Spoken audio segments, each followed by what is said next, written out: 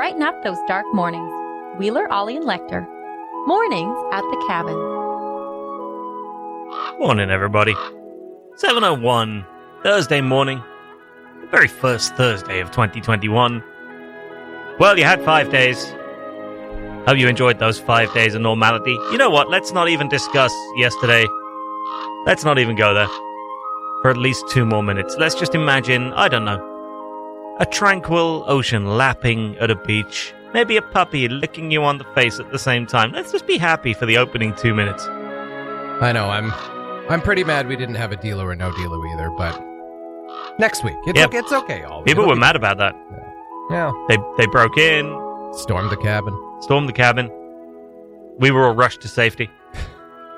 To our offices. They haven't found those yet. Yeah, they haven't found this. We haven't really mentioned in too much detail where in the building those are, and it's a bit of a rabbit warren in here. We're safe as long as we can get in there. A medium to long hallway. Meanwhile, Rosella at the Yellowknife Community Foundation is having to fend off an angry mob. She did a great job. They're not here! There'll be a dealer or no dealer next week. I heard them say so. Leave me alone. I wonder if she can make me a club. And what you do is you take the bacon, pop it between the cheese. Yeah. Oh, I could go. Oh. Ollie fashioning a club in the face of the protesters. Yeah. What do you want? Mayonnaise on this? What's it going to take me to leave? I'm out of lettuce. I'm sorry. What a wild day. We will obviously have to discuss yesterday's events, but you know what? For the next little while, let's just play some nice music and be grateful we live in a part of the world that's going to need at least another 6 months to catch up to that. Morning, everybody. Mornings at the Cabin, the podcast. Brought to you by Aurora Ford, driving the north. The snowblowers are out this morning. I can hear them chugging away down the bottom there, which is exciting. A little bit more snow yesterday. I'm now one of the skiing types that sees a bit of snow come down. He's like, ooh, they'll be able to groom tracks. I don't know what I've become. I don't recognize myself anymore. I like it. Nah, I don't know. It's all a bit much, isn't it? You know, you put skis on 5 times, suddenly you're strutting around the place as though, you know, second home is Canmore. Yeah, it's a bit much for Jesse. He doesn't like that, but I'm with you. I can't wait to get out there today. Yeah. It's going to be beautiful. It is going to be beautiful. No, I may well have to do that. Hello, everybody. Welcome along to Mornings at the Cabin. I'm just trying to delay the inevitable, forestall the discussion of the absolute... Where do you even start? Yeah, it took me long enough to write the newscast this morning, but there's about 19 paragraphs just to try and sum up what happened yesterday in the United States. If you're on some sort of self-imposed world news ban, which is the only way to get through 2021, then you may not know that the federal government in the U.S. briefly lost control of its own Capitol building yesterday, and pro-Trump supporters, protesters, mob, crazed people wandered into the Senate and the House of Representatives. Meanwhile, the politicians were there, quote, fashioning clubs from furniture in order to defend themselves. Not club sandwiches either. Not club sandwiches, no. Very difficult. It was a catered riot, so they didn't have catered riot. Yeah. Difficult also to fashion club sandwiches from furniture.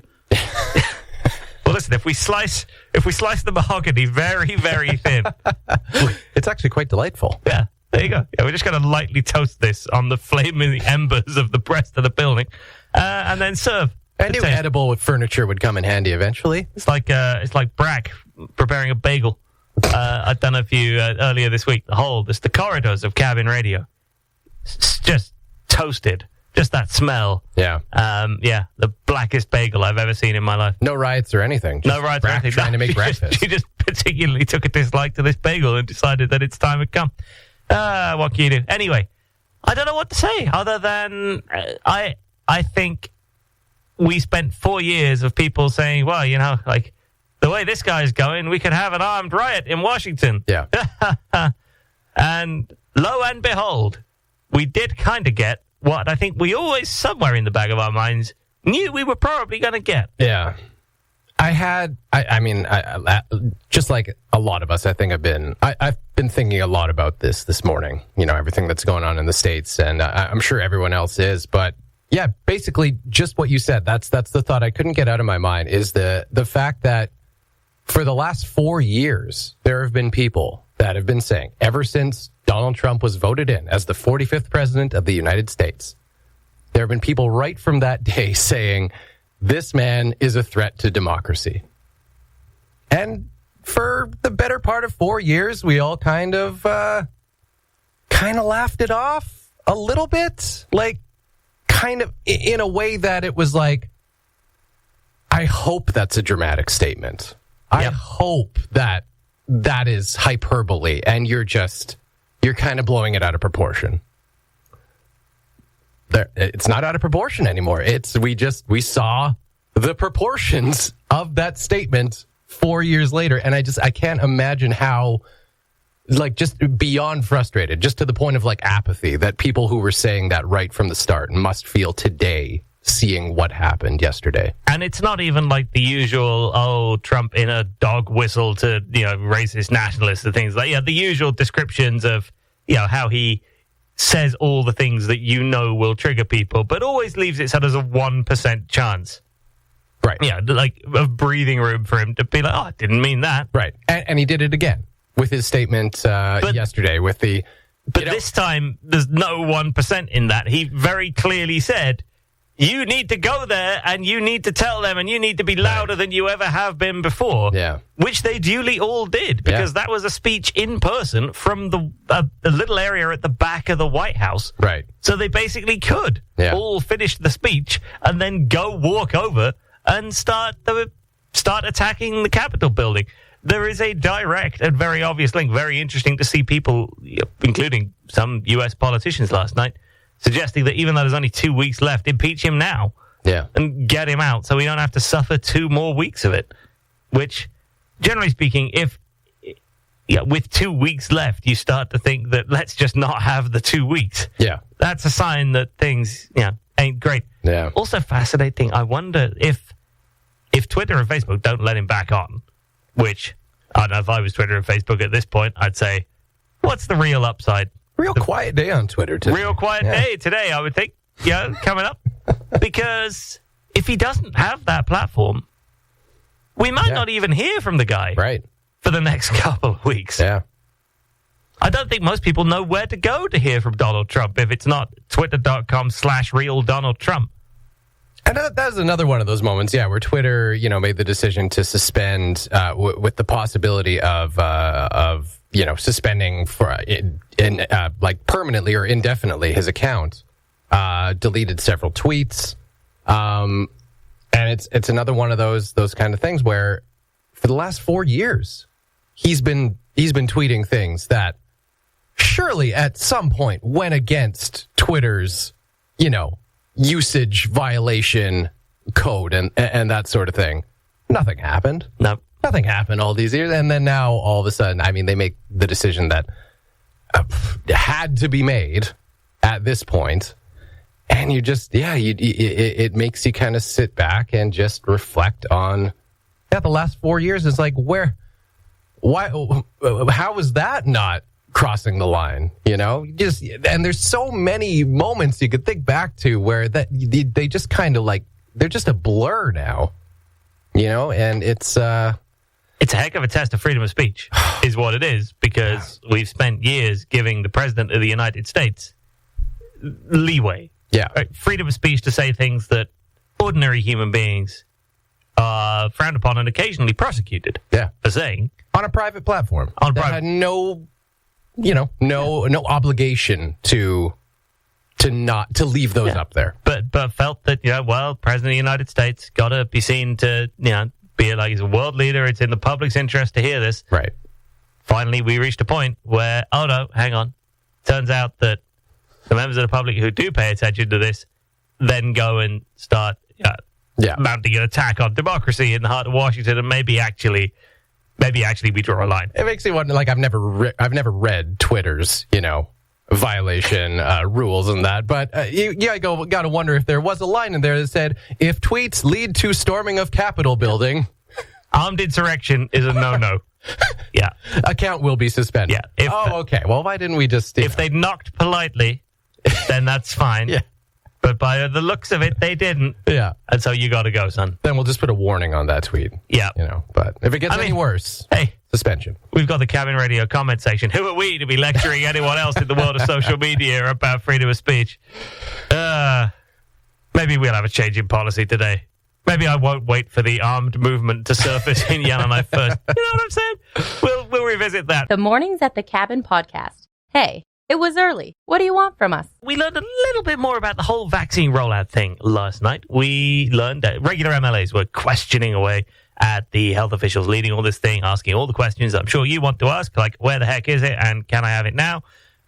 Essentially were the questions they were asking. So the interesting thing for me on this lecture is we get to these priority groups, right? And we've been banging on about this for a while. You're going to get the vaccine first if you're over 60, if you've got some sort of pre-existing chronic heart, lung, kidney condition. Right.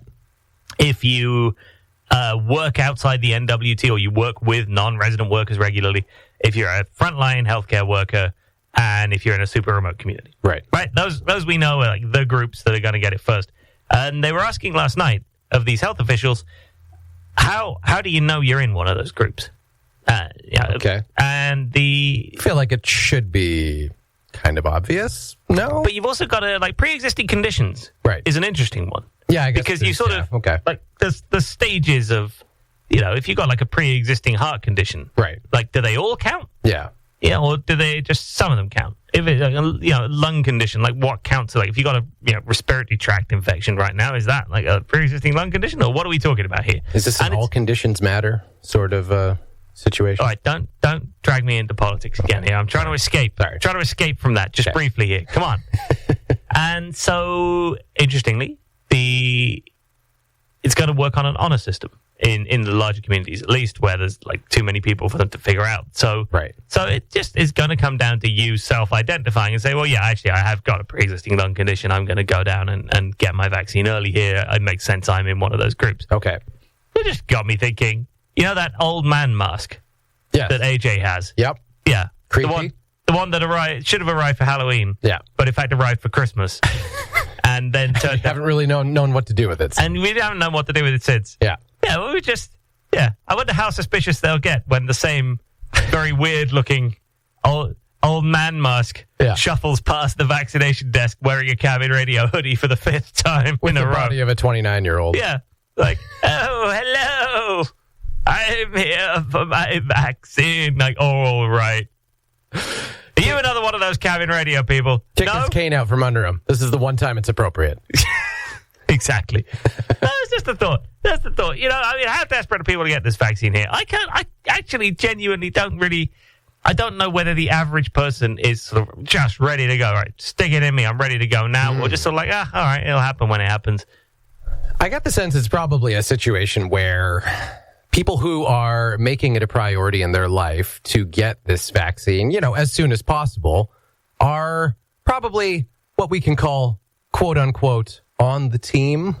Those who would forsaken the sacred traditions of the honor system, they probably aren't on the team. And I would wager a guess that maybe don't take COVID that seriously. I think you might be onto something there. I think we should. There is a lot of gray area there, obviously. So what you're saying is it's all the goody two-shoes who want the vaccine and they're never going to break the honor system. Absolutely. So we're safe. You don't cut in line. No. We know that. We learned that in grade 1. Oh, Canada. Brings a little tear to my eye. Hey, you know what? I've started filling out the citizenship paperwork. Have you? I have. Whoa. Yeah. I can't deal with the UK anymore. Oh, fair enough. Yeah. I know I said I'd stay off politics, but now that Brexit's a done deal, as the country sinks under the sheer weight of COVID-19 cases. Right.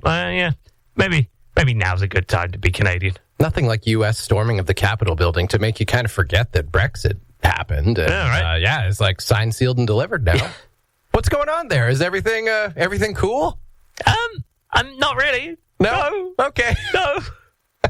Certainly not from a COVID point of view. I mean, this new variant of COVID, I don't know how people know about this, but there's a new variant. It's not any more, or at least as far as scientists know, it's not any more deadly than any of the other variants. It just spreads easier. There seems to be debate as to whether or not the current vaccines will be effective against it. Everything we know says yes. Yeah, okay. Because it hasn't changed. Like, it's still the way that the vaccine works. This is actually kind of interesting if you don't know much about the Moderna vaccine, for example. The Moderna vaccine does not contain any COVID-19. It is not like, say, flu vaccines of years past where they hobble the virus and then you get like a hobbled copy of the virus in you. You don't get COVID-19 in the COVID-19 vaccine. Right. What you essentially get is what's called messenger RNA, which is essentially the vaccine holding up a wanted poster with the virus's face on it and saying, you see this? This guy. Oh, wow. And so it isn't like the guy himself is not in there, but there's a photo, and the vaccine essentially holds up that photo to your immune system and says, learn to recognize this. And it helps your body make the tiny, those little spike proteins that we've all seen on the images of COVID-19. Yep. It teaches your body, first of all, to make those, and then to recognize them as a bad thing. Oh. That is how the vaccine works. So you never get COVID-19, you just get this wanted poster that says, look at that. If that arrives, kill it. Okay. And the way that the variants work is, they change aspects of it, but it's as though the guy on the wanted poster had a haircut. Right. You would hope. Fake beard. Yeah. It's like you would hope that your immune system is smart enough that despite the haircut, it's probably not even as far as a fake beard. Yeah. It's probably just like a short back and sides when they'd previously let it go for a couple months. Is the sort of the stage of variant we're at. Because it can't mutate fast enough for that. It can't, the beard is still, it's like AJ's old man Musk. The beard is still in shipping somewhere. Yes. Hasn't arrived yet. The virus is sort of drumming its fingers. Vaccine's coming. I need that beard to get it. Yeah. Beard has not arrived. Maybe another year or two before we reach beard stage in the variants. At the moment, we're on short back and sides. And your immune system is not dumb enough to fall for that. Right. So it's seen the poster.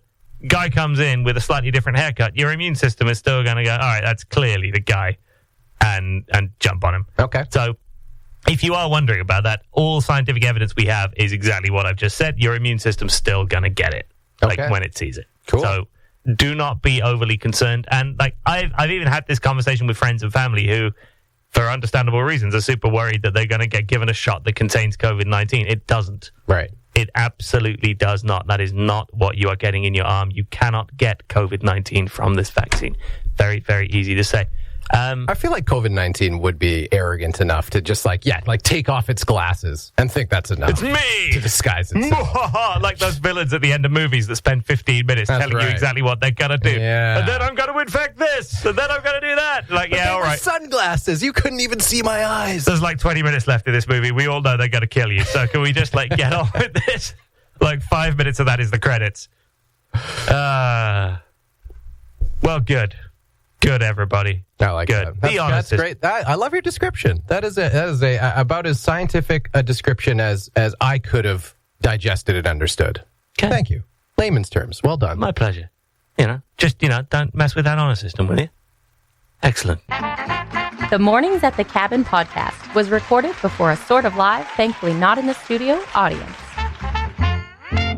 Mornings at the Cabin brought to you by Aurora Ford. Driving the North, go down and see Wheeler at some point. I'm not sure if he's in or not today. Brilliant. Well done, Ollie. What a great way to advertise that. Hello, everyone. Ollie and Lecter with you on your Thursday morning. We've done all the political stuff. Don't worry. We've even done some vaccine stuff. It's been very exciting. And now we're going to talk about snowflakes. Scott has written up on the board, bunch of snowflakes, because it's an obvious... I went for it as well. It's a perfectly straightforward gag. Yeah. But it's actual snowflakes, which is exciting. And it's this guy who has spent a year and a half building a camera to take the world's most detailed ever photos of snowflakes, which is an interesting hobby. An impressive gentleman whose last name I have no idea how to pronounce. Nathan Myhrvold. Myhrvold. Okay. And he's the former chief technology officer at Microsoft, I believe. So he's done stuff. He's got a Wikipedia entry. He's a thing.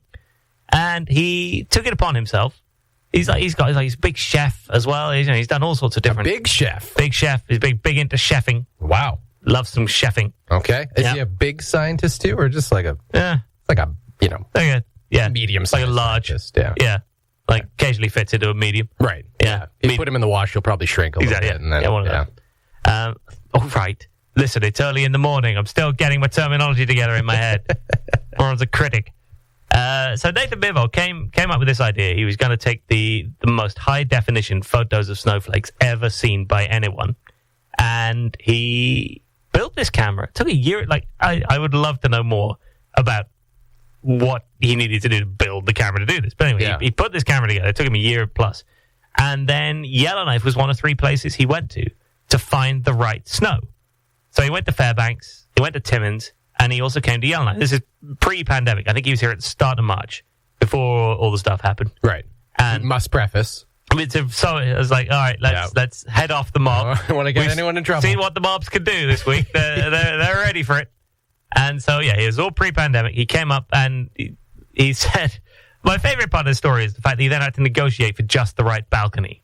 Oh, yeah. Because it's the middle of winter. Right. And the last thing hotels are expecting are people to phone up and be like, all right, I need to discuss balconies. Right.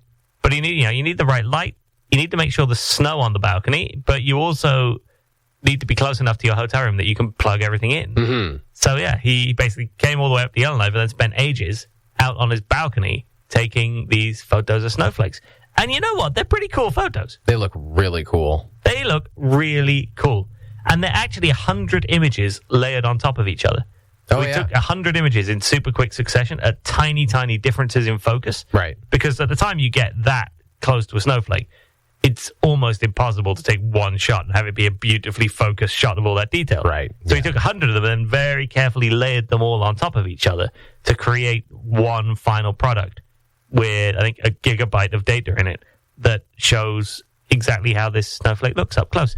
So if you click on the story at cabinradio.ca, which Emily wrote, Emily Blake. Snowblake, as I now call her. Oh, very nice. Yeah. There's a really cool picture of, and these snowflakes apparently have names. The Ice Queen. Right. In Yellowknife. I feel like if you're the kind of guy that decides that your work for the next 2 years is just going to be taking photos of high definition snowflakes, Yeah, you got to name them. you definitely have a sufficient relationship with snowflakes that there are going to be names. Right. Yeah. Yeah. The Ice Queen. I mean, the Ice Queen does look a little like an ice queen. Do you think that's named after anyone in his personal I don't know. Did he meet Sarah Price? Yeah. Perhaps he did. Beautiful shot, though. And, yeah, I guess so. And it's so cool because, you know, as the insult snowflake derived, of course, from the thought that every person who could be described as a snowflake is special and, you know, they're all unique and very, very precious and delicate, that sort of thing. You look down at some of these pictures of different snowflakes. The Ice Queen, definitely the best looking snowflake from right here in Yellowknife. Yep. You scroll down to a couple snowflakes that shall remain nameless in out of Fairbanks, Alaska, and they look completely different, which is really, really cool to me because, you know, we just kind of have in our minds, like, despite the insult, you snowflake, just kind of have like a general idea of what a snowflake looks like, right? And every once in a while, when it's a really nice snowfall, you catch one on your mitts and you look at it and it's like, oh yeah, that's a picture perfect snowflake right there. But like these super high quality images, it's so cool how different they look and the different little patterns and how symmetrical they are. Like it's really, really cool to see. They are absolute things of beauty. I feel very bad about my Sarah Price remark now. She's lovely, really. She's great. If you're Sarah Paris listening, come on. I'm allowed a cheap shot every now and again. That was good. She's that lovely. Was good. They're absolutely stunning. It's the kind of thing where you look at, like, the Ice Queen one in particular is just, like, it's the kind of shot where diamond companies put out shots like that to show off their diamonds, right? Yeah. And then people pay thousands. Like, why are we paying thousands for diamonds when you can get a snowflake that looks that good and just take a photo of it and then, I don't know. If you can find a way to, like, keep that on a ring instead of a diamond, I'd go for it anytime. It is absolutely stunning. And I knew the whole thing about no two snowflakes are ever the same, blah, blah, blah, right? But then, like you say, you look at the actual differences, and it's like, this is crazy. Yeah. Like, how cool is it that nature just turns out this stuff? And that there are people like Nathan who are prepared to invest a year and a half, and God only knows how much money it cost to, like, build the camera and travel to all those places. Right. Just to take these and then show them to people. I mean, look at these. I mean, it's not like we had to pay any money to put that photo out there. He's just like, look at this photo I took of a snowflake. Yeah. Isn't it cool? It's like, yeah, it is. I'm sure he'll do something with it. Seems like an industrious fellow. He does seem like an industrious fellow, doesn't he? There's a little photo of him in there as well. You can see a photo of his camera, which looks very old school. Yeah. His camera looks like one of those ones that you see people in the 1920s, like Put the hiding cover behind over their head. Yeah, under the cape and sort of with like the thing up in the air with whatever soot is that explodes and goes boom. Right. Yeah, and then you immortalize the snowflake, which is how I like to imagine. Maybe there's a video of him that has that old-timey frame rate where everyone is like walking slightly too fast. Yeah. Yeah, he walks up to the camera. Like snowflakes. The snowflakes are just falling with absolute haste. Yeah. Whoa, you guys. Listen, we're allowed to let our hair down a little bit. We did all the politics stuff earlier. We can goof off with some snowflakes right now. Go check them out. They're on our website. They do look very cool. It's a great story from Emily Snowblake. And did I put this in the news? I think I did put this in the news. Yeah, I think this is my last story in the news in a sort of like, don't worry, everybody, it's all going to be okay kind of way. You know, you always have to finish it off. You've seen that great Rick Mercer sketch about, I think it's Rick Mercer, it might be This Hour, it's 22 minutes, about the weather forecast. Okay. Where the weather forecast is always like -20, -25, -20, but the last day on the forecast is always +1. Right. Just to give you hope. Yeah, just that little glimmer. Cabin Radio Newscast does the same thing. I think today's newscast is basically the US is up in flames, COVID-19 vaccine, and then at the end of it, but snowflakes. Go check them out. Got to soften it for the snowflakes. The Mornings at the Cabin podcast. I'm enjoying this new office chair.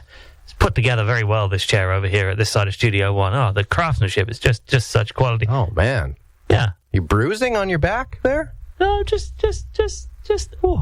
beautiful. It is. It should be mentioned that you did a wonderful job putting together several of our new office chairs. Well done. Only one has only been one casualty so far. Yep. Didn't take long, did it? Not your fault. Didn't take long. Not your fault. Well, you say that. Initially, it could well have been my fault. We just don't know. I think it was just a weak wheel. Manufacturing error. Yeah, there you go. That's what we're going to go That's all taken care of? Yep. Well, it's taken care of by Cabin Radio's very own Mr. Fix-It. The man, the legend, there it goes.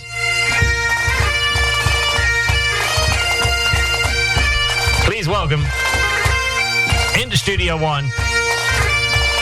But like, I don't know, he's here every day, but this is very special because we're playing intro themes now. Andrew Goodwin. That's him making his own crowd noise or trying to sound like Thank you, everyone. Calm down. There we go. Calm down. It sounded more like a raven that had lost its voice. Very similar. I like that. Hi. It's nice, eh? I like that theme song. Yeah. That's all right. That's very good. Yeah. Do your Scottish voice. Oh, geez. What do you want me to say? Give me a line. That's all right. I like that. Is that right? I like that. There we go. Yeah, perfect. That's all I wanted. Welcome to the show. Now, we have you in here just as a brief review of your contributions to an article that we're very excited about. We were in Up Here magazine, everybody. You do your voiceless raven. Yeah, perfect. That's our applause sound effect, everybody. All the news that's fit to stream is the title of the article by Daniel Campbell. You can find it on Up Here magazine's website. It's got a little interview with me, a little interview with AJ in it. Now AJ, ordinarily AJ, you're very insistent that we maintain a very tight diplomatic line as regards our characterization of what we here at Cabin Radio are trying to do and what we think about other media outlets. Isn't that right? Yep, and I still believe that. Okay.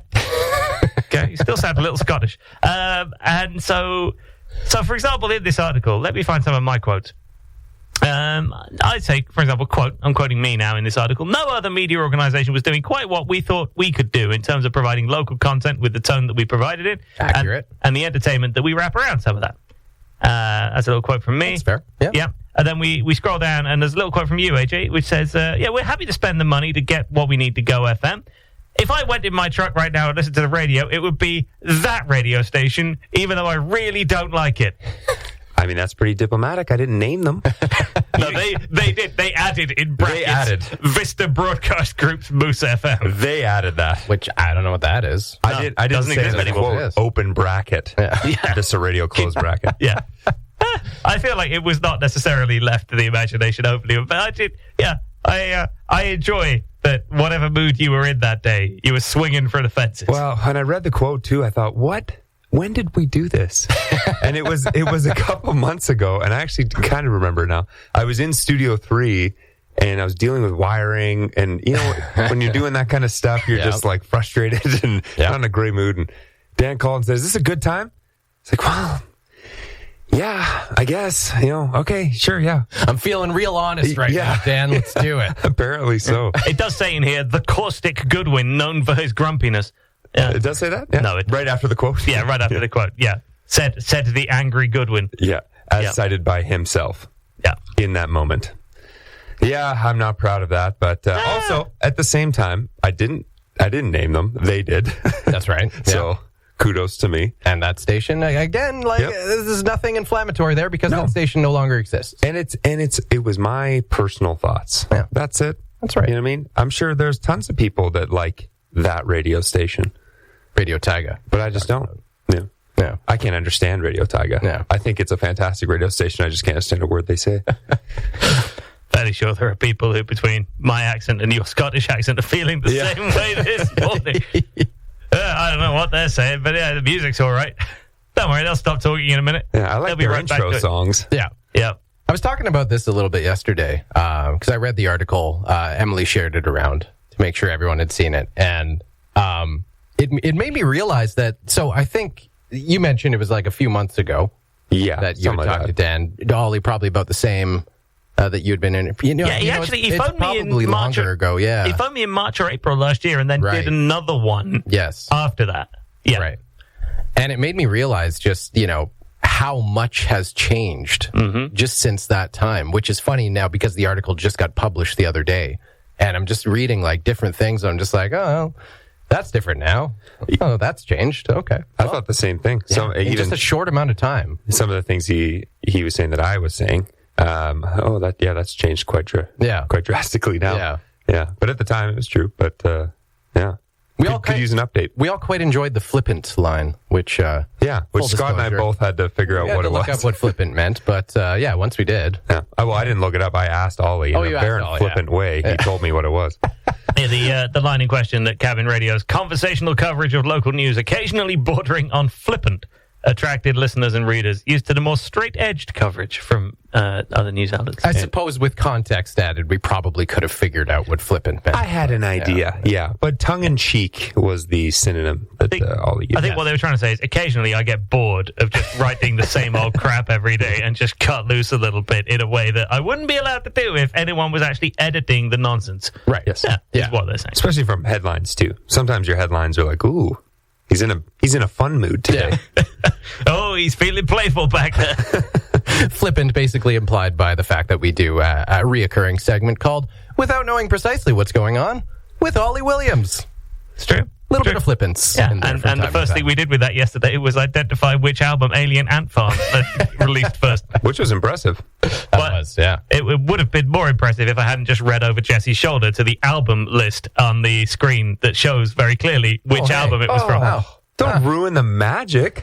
I thought you were a huge fan of Alien Ant Farm. I did not know precisely what was going on, but I looked over Jesse's shoulder at a list that tells you precisely what is going on with our music log. You followed a very simple, small path of clues. Yeah.